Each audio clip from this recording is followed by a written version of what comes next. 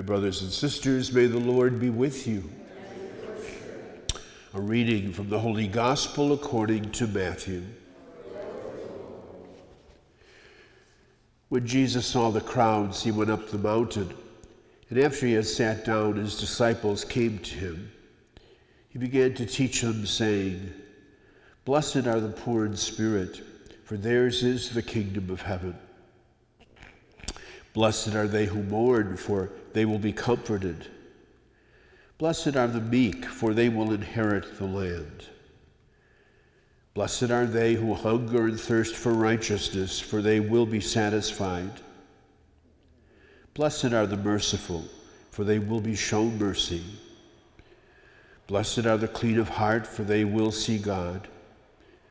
Blessed are the peacemakers, for they will be called children of God.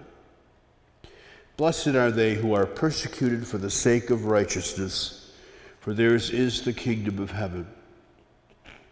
Blessed are you when they insult you and persecute you and utter every kind of evil against you falsely because of me. Rejoice and be glad, for your reward will be great in heaven. Thus they persecuted the prophets who were before you." The Gospel of the Lord.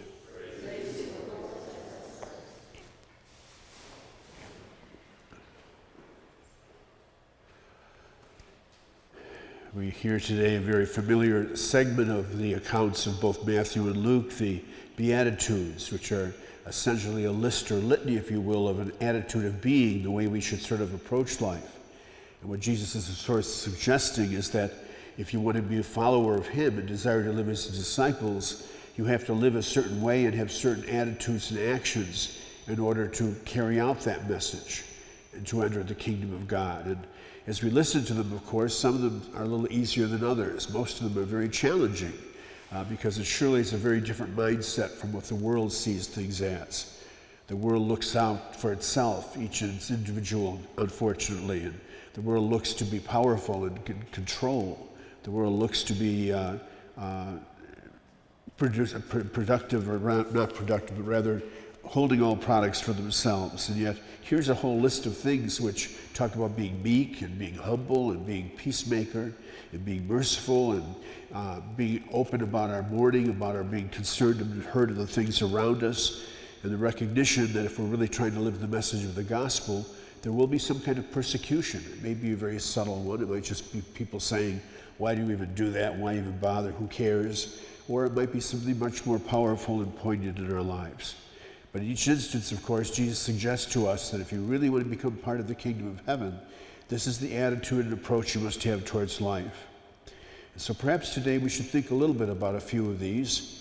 How do I show mercy so that mercy will be shown to me? How do I try to be a peacemaker so that others will come to peace?